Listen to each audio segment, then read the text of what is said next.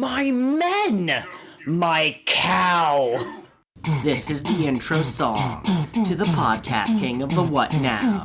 Join us as we go on a journey, going to talk about pirates, battle and adventure. We think we're pretty funny, we hope you will too. Luffy, he's gotta be the king of something. We weren't really listening, sorry about that. Hopefully he'll achieve his dreams, yeah. Hello there, how often does this happen to you? You're wandering down the street and you have a hankering for meat, but there's no meat stores open. Perhaps you're out too early and they haven't opened yet. Perhaps you're out too late and they've been closed. Perhaps you're a notorious pirate and they all shut down early when they notice that you're walking down the street. What you need is our patented meat backpack. That's right, go into the wild, beat up some creatures that have some meat on them, some chickens, some boars, some cows, stuff them in the backpack, and over the course of a couple of hours, they'll be sliced into razor-thin slices of meat and cooked to perfection. They come out in little tiny bite-sized pieces that you can just snack on while you're walking around on your journey to become the Pirate King. Also comes with a refrigeration unit, now going for 12,000 million berries. Be sure to take out some rival pirates, turn them in, and get your patented meat backpack. Order now while supplies last. Hello, fellow adventurers of the Grand Line. Welcome to episode 21 of King of the What Now. We're here to discuss the anime One Piece. As always, I'm Joel, your host. I just got back from defeating a fishman pirate officer. He was a clown fish, but he wasn't that funny. I'm Curtis, the co-host. I didn't do any of that. He's just a rookie. He's new to the series. He didn't know how to exploit their weaknesses, as some members of the Straw Hats may or may not have done. So we just finished watching 4 episodes of the anime. Those were episodes 38, 39, 40, and 41. We're right in the middle of the climax to the Arlong Park arc, and I think that this was a perfect. I combined the words pretty and perfect in my head, I think. Anyways, this was a great place to kind of end because we basically got all the fights out of the way except for Luffy. And Curtis is going to take it away from us in order to explain his summary. To summarize, that's the word that we use. Listeners of the podcast, I am not very good with my words today, so please forgive me. Where last we left off, Arlong was sitting around, sipping some martinis, laughing about how pathetic humans are, when suddenly one of those pathetic humans broke down his door and said, "Which one's Arlong?" What happens next, Curtis? All right. Yeah, so Luffy comes in, punches Arlong in the face. It was Hachi, then summons Momu to take care of Luffy, but Luffy takes care of Momu again by alerting from the pinwheel on the man's hat. He twists himself up and then flings Momu around, taking out a bunch of pirates, and then launches them out to sea. Yeah, slams his feet into the concrete, spins himself around several times until he's got all this kind of pent-up energy. He's going to naturally start spinning to unwind, grabs Momu, and then he's a battering ram. I keep expecting them to call it the Sea Bull if it was a he, so I keep wanting to say she, but they clearly used he pronouns. So, yes. Momu, the male sea cow. Yes. Okay, I thought these were the sort of details we didn't want in the summary. Okay, fair enough. And so he knocks away all of the small fry fisherman pirates and... Yes. So, but then, in the process, Luffy had stuck his feet into the ground, and he couldn't get his feet back out of the ground. So then Arlong takes a chunk of ground with Luffy in it and throws him into the water so he sinks to the bottom. Yep. So now Luffy is drowning, and meanwhile Usopp ran away. Yes. And somebody chases him. One of the 4 remaining leaders, if you count Arlong. Sure. Chu is his name, the one with the long nose who does shooty water bullets. Bless you. Yes. Yeah, so he chases after Usopp, and I don't remember that. Apparently Sanji gets knocked out of the way temporarily. I made a note of that. And Zoro and Hachi end up having a sword fight. Mm-hmm. Zoro comes out on top, which surprises Hachi, because Hachi's like, I have 6 swords and they're heavier than yours, and so that should be everything that I need. And then...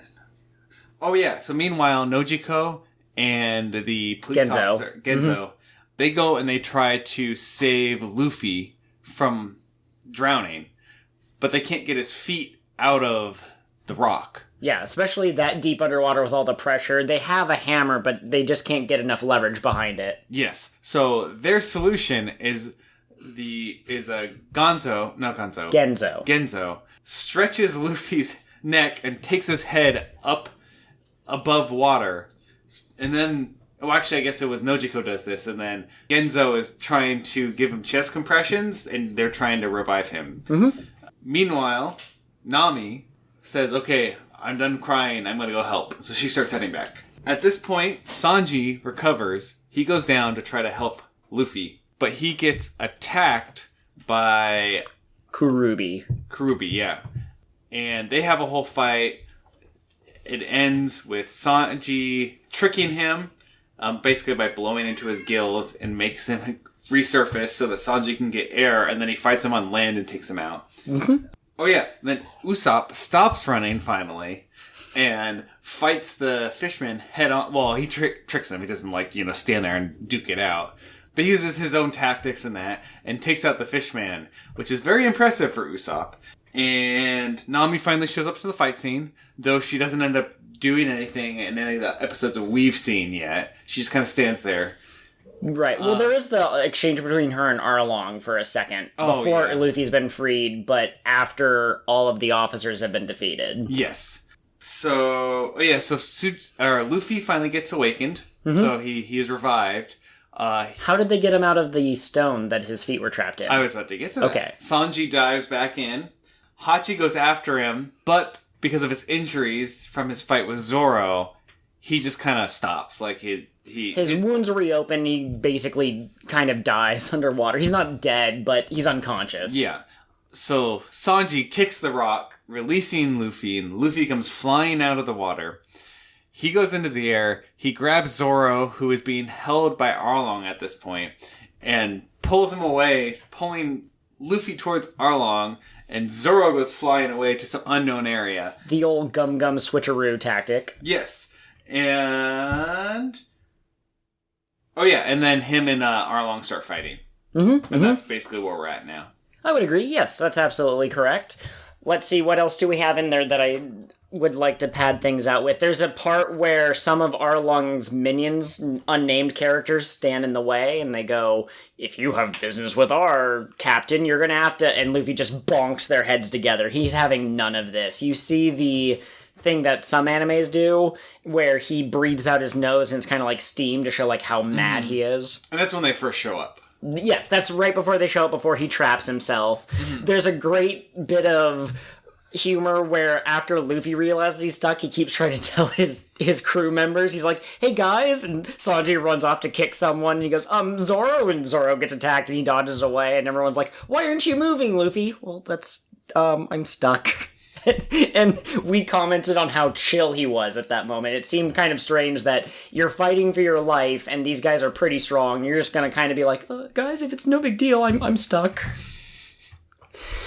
And we also have some great moments from all three of the men of the Straw Hat crew, other than Luffy. Zoro has a monologue about how even though he's taken all this damage and he's on death's door, he can't let death stop him. His promise is just so important to him that even if a normal wound would kill him, he needs to stand back up. Usopp pretends to be dead, and he's like, I'll go back to the crew and tell them that I tried really hard. But as he's rehearsing how he's going to break the news that he didn't beat a fisherman pirate, he realizes everything he says would feel hollow. He can't say, we all fought bravely, because he didn't. He can't say, well, it was a tough battle, because he didn't actually fight. So he finally gets up and decides to fight. As you pointed out, he's not going to be able to punch Chu into submission, but he does decide to give it all, putting his life on the line, which I guess he hadn't learned during his own arc, because at that time he was putting his life on the line for people he already knew, whereas this time he had to put his life on the line for more himself than anything else. Yeah. And Sanji had a great moment because Kurubi was talking this big game about, humans are weak and you're so pathetic, you can't even protect one girl. And you could see Sanji being like, this is how it is. He's talking smack. And when he finally got out of the water, and started attacking. It was a one-sided beatdown. Just every single kick. Karubi didn't have time to dodge or block or anything. He was just kicked through the park, I guess, not thrown. And I think that's... Oh, and then we didn't talk about the exchange. Do you want to be a little bit more specific about, like, Arlong's ultimatum to Nami? The choice that he tried to thrust upon her? Oh, basically, you can come with me and everybody can live, or everyone can die, and you can still come with me. Yeah. She shows up, she goes, I'm gonna kill you, and he goes, no, you're gonna be on the crew forever, basically. These pirates, I'm definitely going to kill no matter what, but if you're nice and come along willingly, I won't kill the villagers specifically. And so she had to make a choice between the villagers and the pirates, and then she turns to everyone and says, everyone, can you please die with me? Because she doesn't see Luffy. She didn't see him underwater, so I guess she assumes he's already been taken out. So she just resigns herself to her fate. She'd rather die with her friends than submit to the bad guys. But then at that moment is when Luffy escapes, and she goes, oh, good, we do have a fighting chance. Perfect. Yeah. Okay, so what did you think of these episodes? I mean, it's nice seeing kind of the full crew starting to interact in a fight scene. Mm-hmm. It's more interesting than kind of the smaller groups. I've noticed that as we've gotten more people, I've enjoyed some of the episodes more. Okay. I think Luffy is a good character, but having him like be the sole focus of an episode the whole time can be a lot. Yeah, I think we've discussed that about how you felt he feels a little samey sometimes, and he's a simple-minded guy who doesn't change much. So I would agree that that's intentional. At the same time, having them all interact with each other is great. Yeah. I enjoyed much of these episodes, but I particularly enjoyed Nami counting off basically each member of the crew as they showed up. So there was a part where Zoro was on the ground and he slowly pushes himself up and she goes, yeah, Zoro! And Usopp, who'd not been at Arlong Park at this moment in time, he comes back and he goes, yeah, Usopp! And that's just kind of cool. They're starting to become more comrades. Mm-hmm. And there was a part where someone was going to, I think it was Hachi, was going to crush Luffy under a giant piece of building. And that wouldn't have worked because he's a rubber man. But anyway, Sanji jumps in and kicks the block apart and just like, God dang, I'm following this idiot captain, but it's my duty to protect him, so I'll make sure no harm befalls this sweet cinnamon bun. Yeah. I would say they must have had a lot of off-screen time together. Okay. Because otherwise, some of their camaraderie doesn't quite make as much sense. Sure. Because early on, both Zoro and Sanji talk about how much of an idiot their captain is, right? Mm-hmm. But they're kind of cool with it. And I feel like it makes some sense for Zoro at this point. We've seen a couple episodes with him. But even Sanji, like, they must have had some off-screen time hanging out on the ship and that. That's true. Luffy and Sanji did have all that time when they're coming from the restaurant to spend time together, but if I had to guess, I would say that, one, Luffy makes a strong impression. When you meet him, your first impression is, this guy's an idiot. Yeah. And then two, I think that he had all the back and forth with Don Krieg and talking with Zeph and stuff, and I think that gave Sanji plenty of time to realize that he's an idiot. Also, getting yourself stuck in the ground by an attack that you came up with, that's a pretty good indication that you're not the greatest thinker. Yeah. And did you think that any of this was filler? Did it feel like filler to you? No. Yes. No, it's definitely not filler. We're in the middle of an arc. It'd be kind of strange if it was. Okay. Here's a question that's going to be kind of difficult to answer, I think. Who is MVP of these 4 episodes? Blank stare. I mean, the Usopp, Sanji, Zoro, and to a lesser extent Luffy all had moments where they were standing up to fishermen pirates. Nojiko, Genzo, Johnny, Yosaku, they were all doing pretty good. You also have Momu and all of the fishermen pirates. I guess we could give MVP to one of the bad guys if we really wanted to. I mean, Usopp in that one episode would have been the MVP just because he finally decided he was going to fight as opposed to just running away. We joked about it, or I joked about it, but Usopp's the only one who's had any character growth that's like explicitly pointed out. Zoro's character growth, if you wanted to construe it like that, was I want to be stronger. which isn't, much. Yeah. But Usopp's the only one. I think he's supposed to represent the human element. I believe we've talked about that, and this is him slowly becoming a little bit more Luffy-like. I'm going to give it to the Straw Hat crew. The entire Straw Hat crew. Yes, they are the MVP. They had some great camaraderie. They had some great fights. Every single fight was amazing. Sanji kicking really hard is one of my favorite aesthetics of this show. I don't know why, but when it is just, you think I can't protect anyone? Kick. You think that I'm weak? Kick. Who can't I protect? Kick. That really works for me. But then Zoro, being a badass against Arlong, where he has this gaping wound that was ripped open that shocked even Arlong to the point of, like, this guy should be dead right now. But then also the metaphorical, my swords have more weight than you. Like, that's a good line. So yeah, all of them have moments, and I wouldn't say that any of them stand out above the rest, unless you're a fan of one particular character, then that bias might push you over the edge for them. I'd say that Nami has kind of the weakest representation. At the same time, arc is kind of about rescuing her from her mental state and her actual physical captors, so it might make sense that she's not 100% mentally ready to face this yet without the help of her comrades, of her crew. I'm curious to see if she does more in the following episodes, because now she's there, and it seems like she's overcome that kind of mental block. Okay, yeah.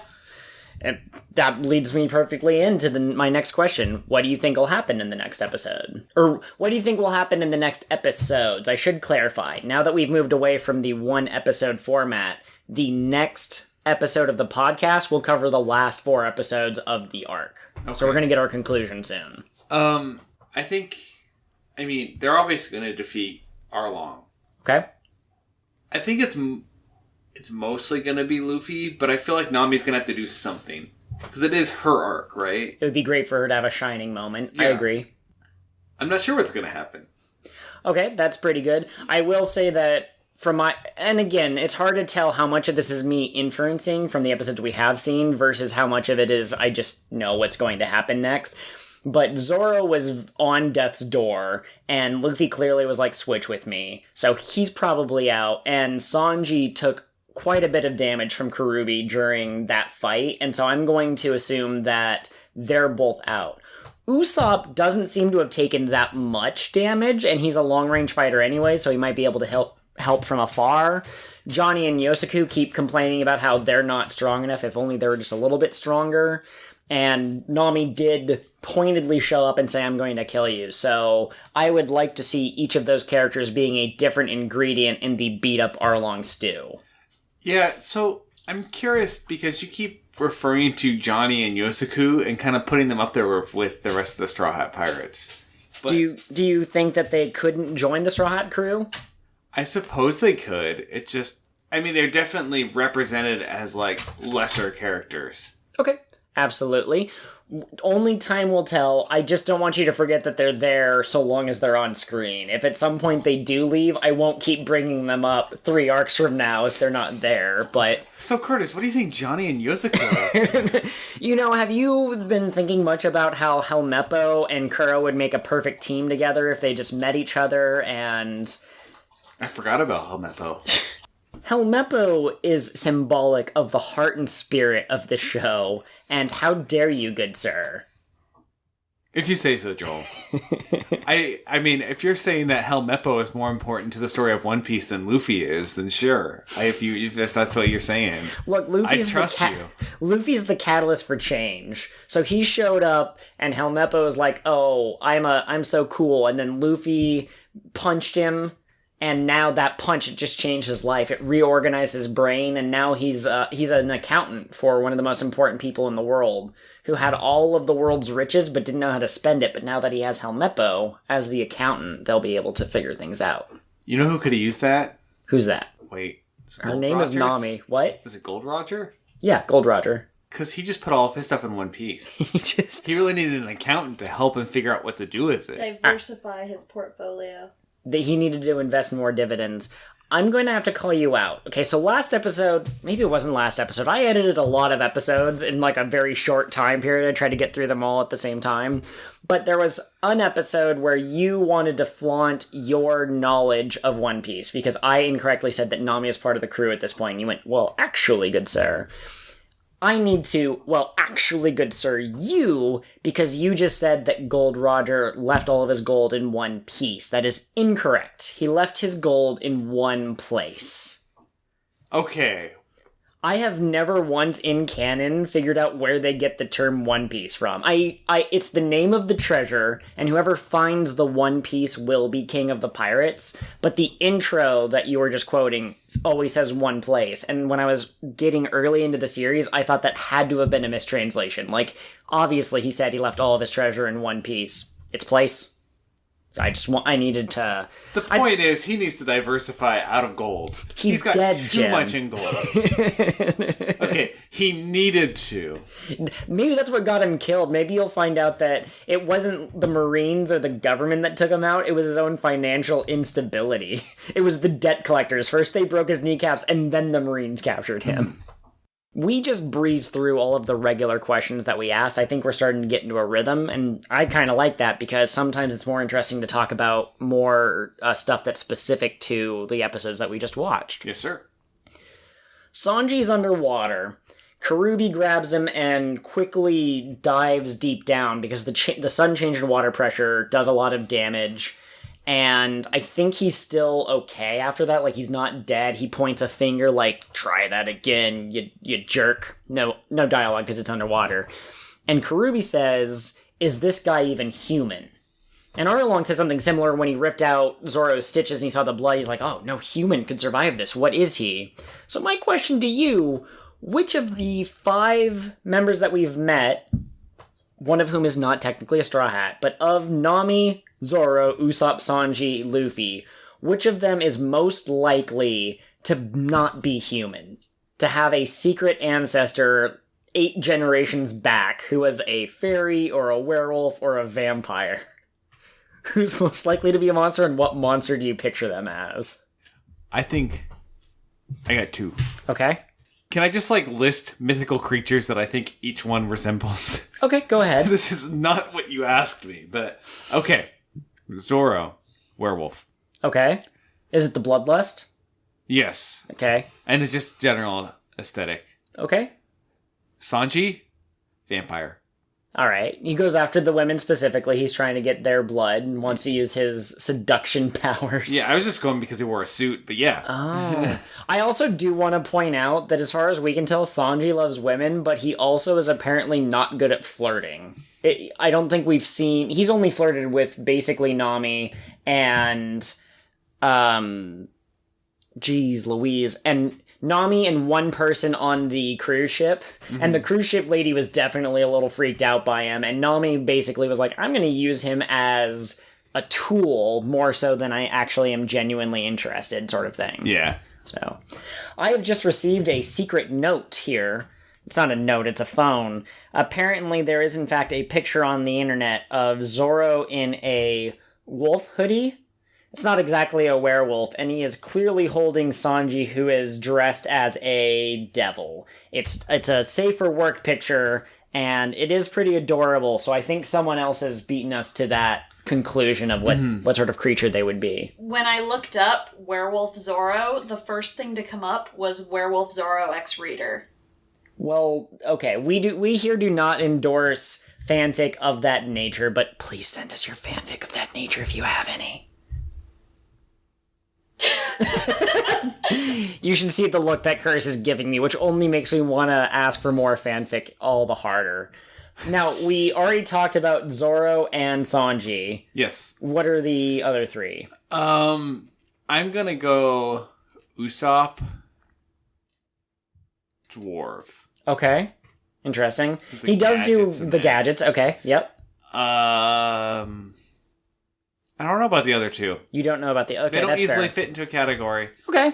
I will say, I think I know the origin of Usopp's nose, and this isn't some mystery that I cracked. I'm not the one who figured it out. Was watching some video a long time ago, and I went, oh yeah. There's a Japanese creature called the Tengu, Tengu, with long noses that are known for illusion magic, which is very similar to lying. Is that the thing, like the red mask with the long nose that Yes, you see everywhere? I believe so. So, that would be Usopp's. I was also in the back of my mind thinking of my own potential answers so that we could discuss the differences in our opinions. I also got to Werewolf with Zoro, but as I pointed out, that was because I kind of see him as like a bloodlustful creature. My mind didn't go to vampire for Sanji right away. I would probably put Sanji as some kind of like a gremlin or a goblin because of his temper, because like he doesn't show love to people. He calls people like jerks and idiots and stuff. So I just imagine this like sort of creature. Can you do that again? I cannot. Well, I can edit it back in. Here's me doing it again.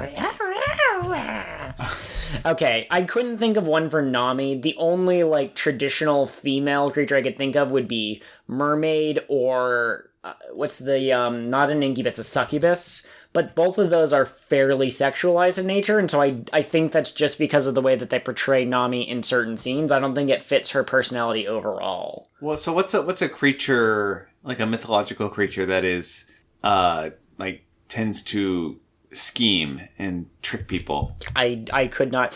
I mean, I know that there's kitsunes in Japanese folklore. I don't know enough about them to say I think I know what they are. She'd probably be like a magic user.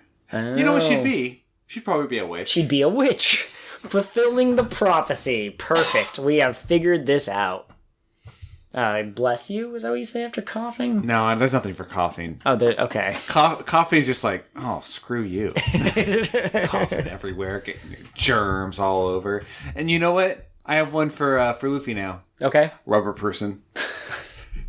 That's wonderful. I mean, I could see him as, like, a wild thing, like some kind of, like, baboon creature that learned how to speak human, or, like, some kind of just animal spirit inhabiting a human body type of thing. I could see that, but I couldn't think of a specific name or a specific mythical creature that would fit. I almost gave him, like, halfling or hobbit. Oh. That's how much he likes food, but he likes adventures too much. So he's a Bilbo. He's the outlier of the... Okay. Perfect. All right, so Sanji and Karubi are fighting underwater, and you hear Karubi say if the water pressure changes too much, his organs will literally explode, and you see the blood coming out of Sanji's mouth after he does the deep dive technique. Does that stretch credibility for you at all in any way, or did you find that to fit the general aesthetic of One Piece? What part of it? Just the fact that he sounded so confident, like, this will kill you, and Sanji was able to tank it through, I guess, sheer determination? I mean, it makes sense. Like, the water pressure.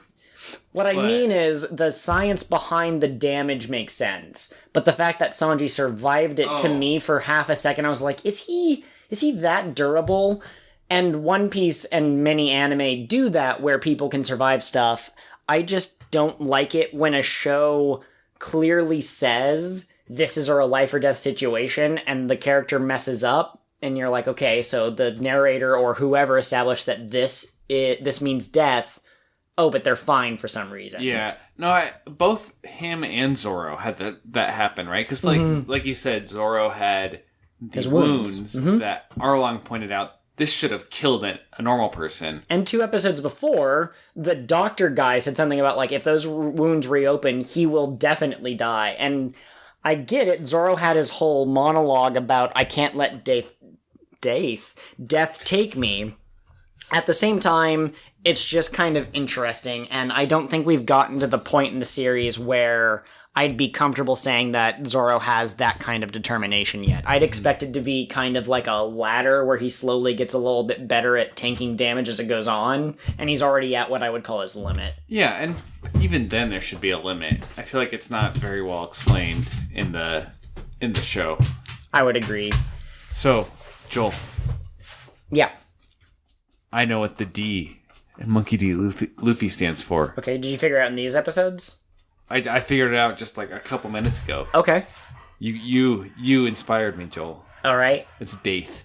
Daith. Okay, Daith. fantastic. It's Monkey Daith Luffy. I, at one point, deposited... I don't think that's the right word. Posited. That's the word I wanted. Why are my words broken? Did you take my words from me?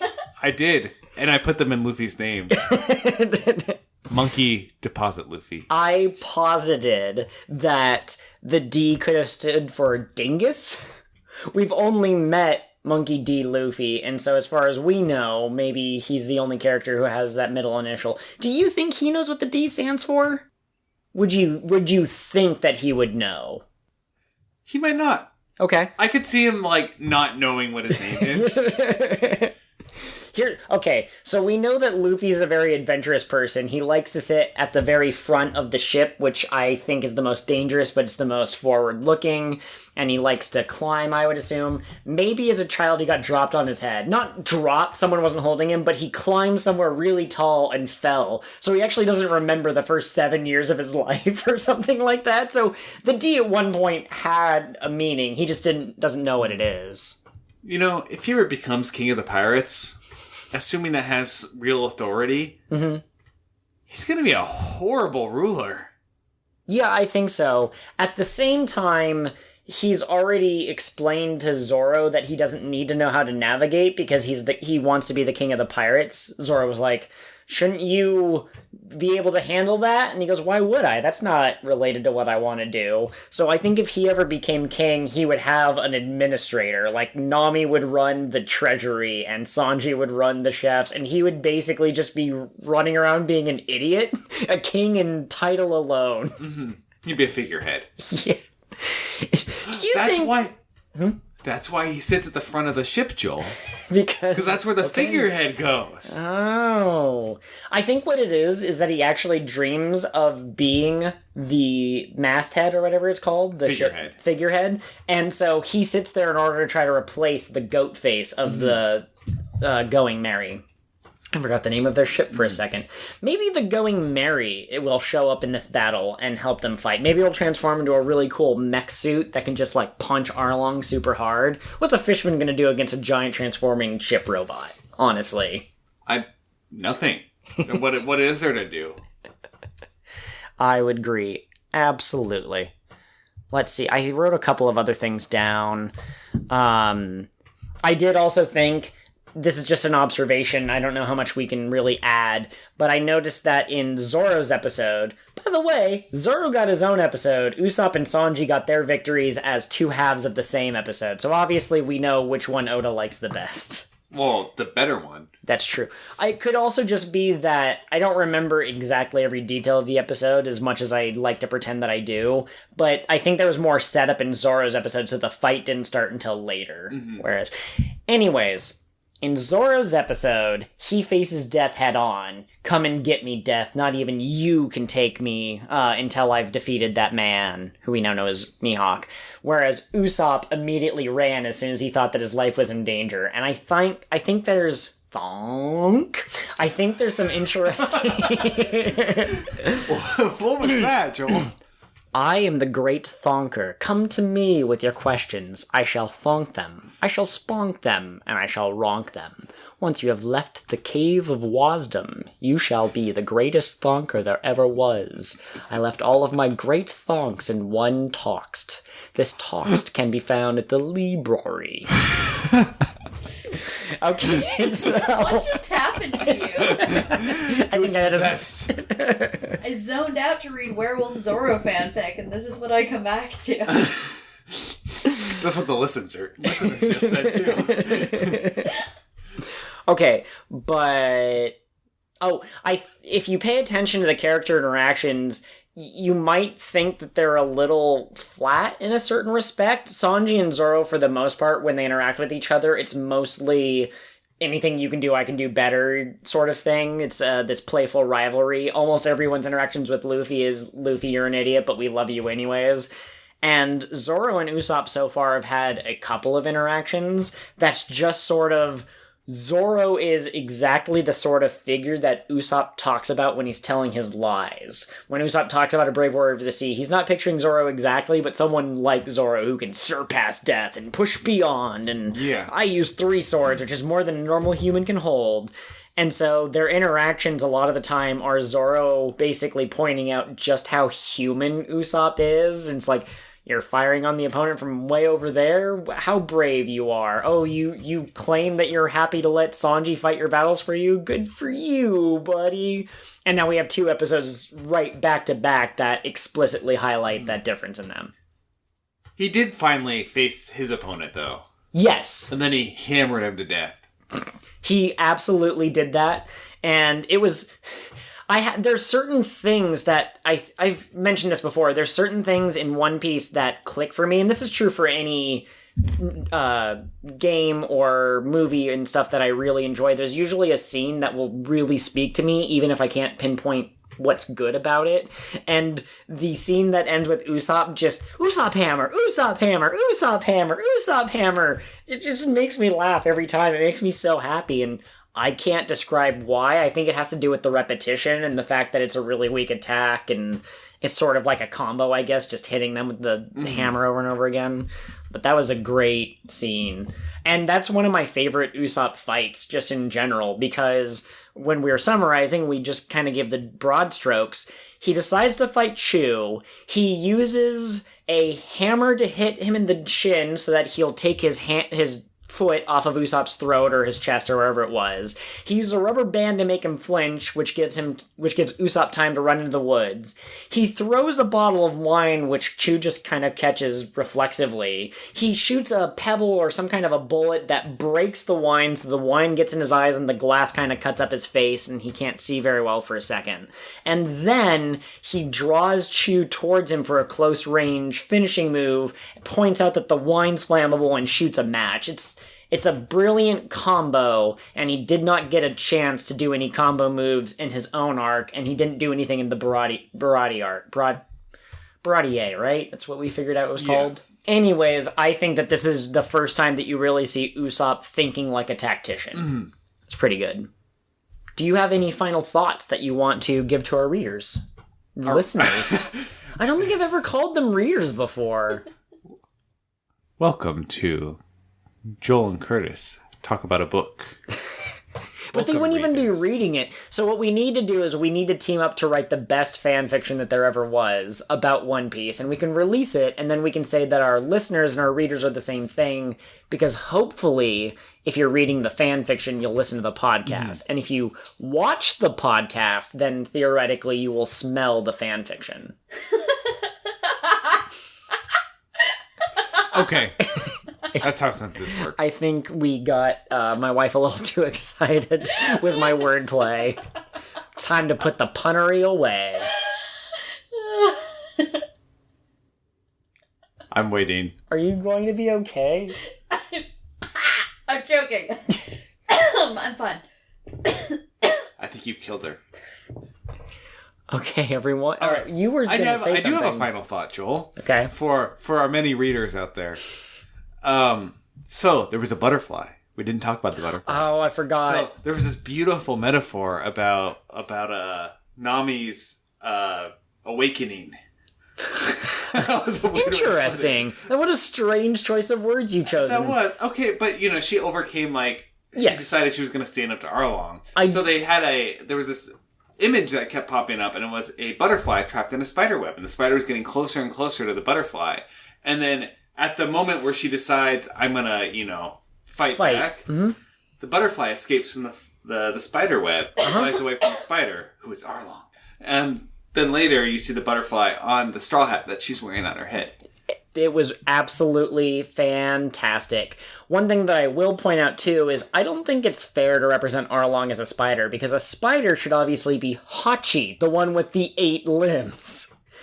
I know spiders are like one of the only really famous creatures in the wild that capture things, but I just wanted to make a joke. I mean, were you just going to have like a 4-legged spider instead? A shark spider, a sawtoothed or saw-nosed spider. I can't remember which one's the actual name of the real shark, but his epithet is the other one. So I think he's a sawtooth shark is the actual fish that his fishman blood is, but his epithet is Arlong Sawed Nose. Okay. So if I keep getting them interchanged, luckily the canon of the show has me covered, and I can say I was right either way. Good job. Okay. So that about covers it for episode 21. Next episode, as we said, we'll cover the next 4 episodes, which would be... Episodes 42, 43, 44, and 45. Fantastic. Whatever yes. those titles are. If you do not feel like looking up those episode numbers, if you're watching on, I think Hulu and Funimation are the 2 places where you can watch that, it's just the ending of the Arlong fights. And all right. Indeed. We look to see you. We are watching you through the power of the podcast, and also my favorite thing to do is to listen to my food. Yes, hear the scrumptious tastes coming. Don't you dare! No! We have been eating chips during the viewing data, and if we want to say something that we'll use for a cold open, we just kind of stop chewing for a second, but I'm also the editor, and I hate that sound, and Curtis knows it and likes to put as much of it into the podcast as possible. Please join us next week, where hopefully I will not talk as weird, and we will be able to finish the Arlong Park arc. Have a great day, everyone. So ends the next leg of the King of the What Now adventure. We're sad to see you go, but we'll be here next week. If you crave some social interaction with us in the meantime, you can find us on all sorts of different media. We have Gmail, Patreon, and Tumblr. All of those are King of the What Pod. King of the What Pod at gmail.com, patreon.com/King of the What Pod, kingofthewhatpod.tumblr.com. Our Twitter handlers are a little bit different. You can reach me at KOTWN_pod. And you can contact me, Curtis, at Pirate Co-host. Also, please take a moment to rate and review our podcast on whatever platform you're using to listen. Not only will this help others find the podcast, but your constructive feedback will help us improve the show as we go. Thanks so much for giving us a listen. Until next time, follow your dreams and protect your treasure. Remember, it doesn't need to be literal treasure.